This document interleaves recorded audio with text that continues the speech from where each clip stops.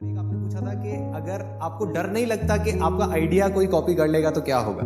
जब आपने शुरू किया था आपको डर नहीं लगा कि अगर आपका बिजनेस आइडिया किसी ने कॉपी कर लिया तो क्या होगा। तो मेरे अंदर से स्पॉन्टेनियसली एक आंसर निकल के आया कि मुझे डरने का टाइम ही नहीं मिला। Very good. I was so busy.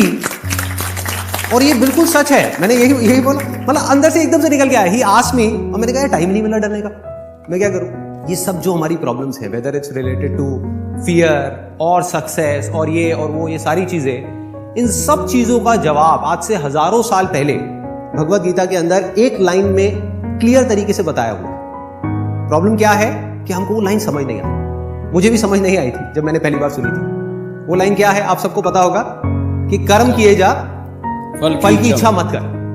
जब मैंने पहली बार महाफलेषु कदाचन, जब मैंने पहली बार इसको सुना, मैंने कहा यार कर्म किए जा, फल की इच्छा मत कर, इसका मतलब तो यही हुआ ना कि ये तो बकवास है। क्योंकि आज के टाइम में अगर हम देखें अपने आसपास में तो इसका एग्जैक्ट ऑपोजिट हो रहा है। सबसे ज्यादा मेहनत कौन कर रहा है? एक रिक्शे वाला कर रहा है कि नहीं? और उसको क्या फल मिल रहा है? कुछ भी नहीं। और ऐसे बहुत सारे लोग हैं जो बहुत मेहनत कर रहे हैं, उनको रिजल्ट कुछ भी नहीं मिल रहा। तो खेल है क्या? खेल क्या है कि हम इसको बारीकी से समझ नहीं पाए, मैं भी समझ नहीं पाया।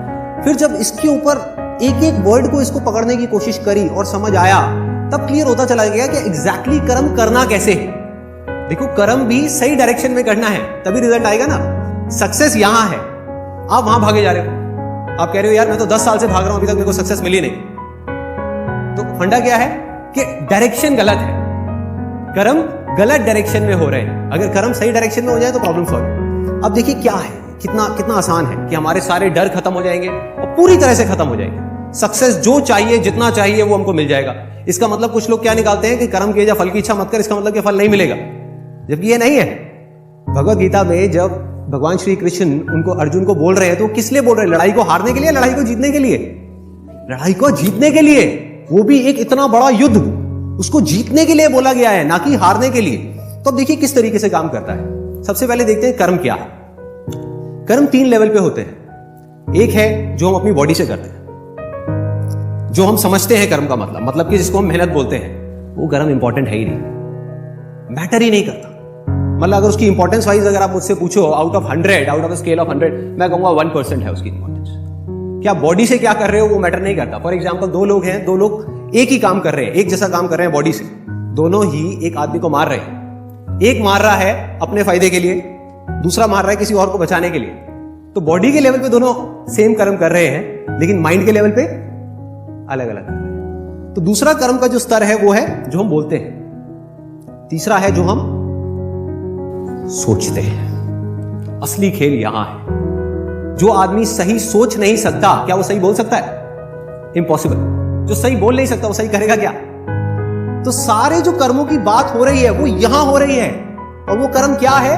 सोच के लेवल पे। और जिसकी सोच सही डायरेक्शन में हो गई, उसकी लाइफ सही डायरेक्शन में जानी उसको तो फल मिलना ही मिलना है। फल के बारे में जो मांग रहा है, सपोजिंगली हाथ ऐसे करके बैठे रहो कि हे भगवान मुझे फल दे दो, मुझे ये चाहिए, मुझे नंबर चाहिए, मुझे ये चाहिए, मुझे बिजनेस में पैसा चाहिए, मुझे जॉब में प्रमोशन चाहिए, सब कुछ मांगते रहो और कर्म सही डायरेक्शन में करो नहीं, तो क्या होगा? वो मिलेगा ही नहीं कभी भी। दूसरी तरफ से कुछ मत मांगो, लेकिन कर्म सही डायरेक्शन में करते चले जाओ, तो उतना मिलेगा जितना हम सब में से कोई सपने में भी नहीं सोच सकता।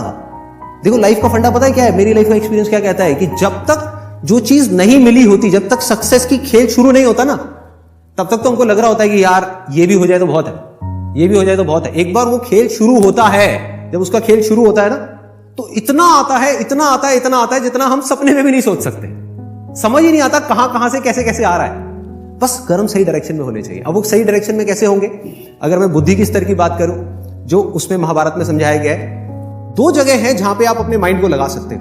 अपनी बुद्धि को हम 2 जगह पे लगा सकते हैं। सारा खेल माइंड का है। सबसे पहले तो हाथ पैरों के कर्मों से ऊपर उठना है कि हाथ पैरों से आप कुछ भी करते रहो, रियल लाइफ में उठा करके देख लो, वो मैटर नहीं करता। जो बोलते हो वो उससे ज्यादा मैटर करता है, लेकिन वो भी इतना मैटर नहीं करता।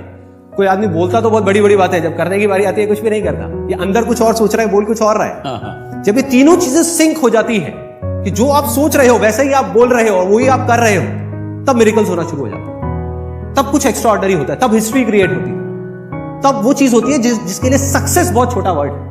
सक्सेस से कुछ बहुत बड़ा हो जाता है जो हमने सपने में भी नहीं सोचा होता। तो अब खेल क्या है?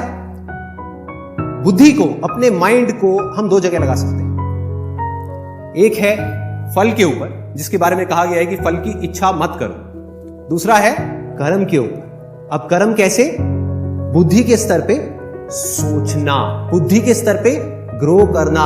अगर पूरी भगवत गीता का आप सार देखो, उसमें क्या बात हो रही है? दो चीजों की बात हो रही है, ज्ञान और अज्ञान। गोइंग फ्रॉम इग्नोरेंस, इसको बोलते हैं knowledge and ignorance, going from ignorance to knowledge. तो सारा फोकस कहां डालना है? अगर आप मेरी लाइफ की बात करो, मेरा सारा फोकस कहां रहता है? 24 घंटे, चाहे इस मूवमेंट में हो, चाहे मैं ऑफिस में हूं, चाहे घर पे हूं, चाहे कहीं पर भी हूं, 24 घंटे। मैंने कहा ना, मेरे पास डरने का टाइम नहीं है, मेरे पास सोचने का, उल्टी सीधी चीजों के बारे में नेगेटिव सोचने का टाइम नहीं है। क्यों नहीं है? तो वो एग्जैक्टली मैं बिजी कहां पर हूं? बिजी हूं कि हर मूवमेंट में ये देखने में कि इस मूवमेंट में मैं क्या सीख सकता हूं, अपने ज्ञान को कैसे बढ़ा सकता हूं, अपनी नॉलेज को कैसे बढ़ा सकता हूं, अपने एक्सपीरियंस को कैसे बढ़ा सकता हूं। सिर्फ यहीं पे